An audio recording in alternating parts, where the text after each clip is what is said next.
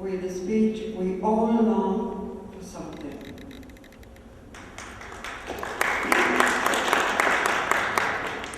What is a dream? Have you ever asked yourself this seemingly simple question? What makes this state of mind so special? Why is it so important to us that at times we disregard other matters, far more crucial than remembering the fact that we ran across the wall and the ceiling collapsed over the cat? Even to this day, mankind is far away from having apprehended this notion to the fullest. It seems as though what we have inside our head is much more difficult to crack than the most complex encryption machine ever designed.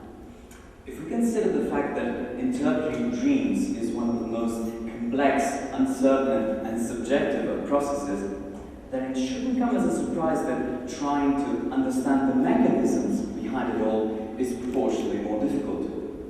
Add some foggy, peculiar factors, they themselves be bound to subjectivity, and you have a mystery far more exciting and difficult to unlock than whatever lies beyond the universe. Of course, one might add that spending more time puzzling our minds over dreams instead of tending to the world's most pressing issues is nothing but a waste of time. But can it be right, since everything new that we discover about dreams, everything that helps us understand and know ourselves better, is well worth the time and effort? I believe there's more than meets the eye in this body of ours, and that dreams play a quintessential part in our existence.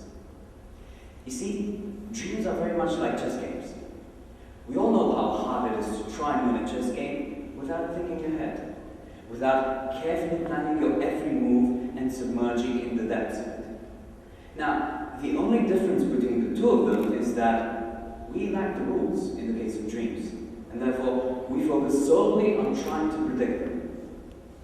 So, if we can't find a way of discovering the laws by which dreams convert reality, why not focus on the details? For you see, even though context may be changed and the laws of physics and the natural world may be broken, the subconscious is incapable of twisting details of the real life. This means that no matter how awkward dreams may seem, their roots lie deep within our experiences of the real life. Now, imagine what it would be like if we understood the messages contained within our dreams, if we could see things for what they truly are, rather than what we see them for.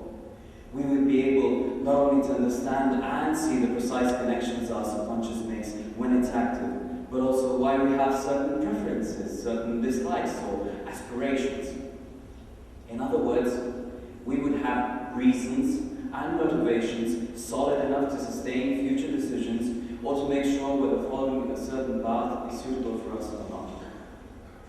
Even so, getting a better glimpse at our dreams will not completely solve the mystery.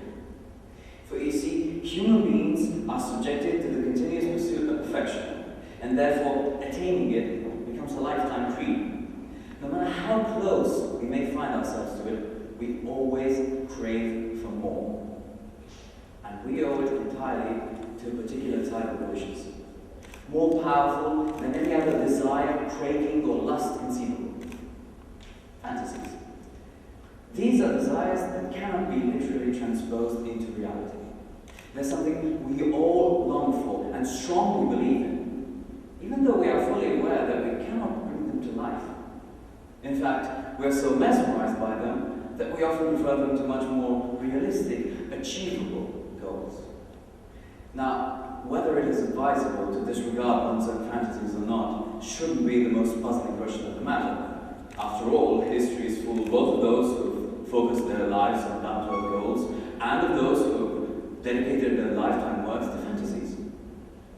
In the end, it is up to each and every one of us to pursue goals in the real world or not. However, truth be told, and regardless its cruelty, we live in the real world. And this means that we cannot simply pursue fictitious fantasies and disregard whatever happens around us. A compromise is mandatory in this case. That is, to have realistic goals, but to keep fantasies as motivations, as, if you will, the never-ending burning flame inside that always drives us further.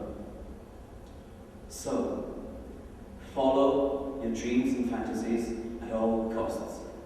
Should you fail or succeed, don't give them up. I say it's worth every shot at it, because one never knows. After all, sometimes, as the great Tolkien once said, a dream is more powerful than 1,000 realities. Thank you. Questions, please?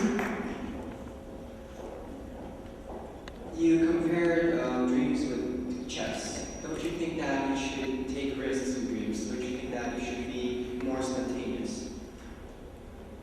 Well, you can do the same thing with when playing a chess game. I compared dreams with chess games in order to prove that they both require a huge amount of concentration, and that you cannot simply jump into dreams, into judging and interpreting dreams, or in playing chess very absent-minded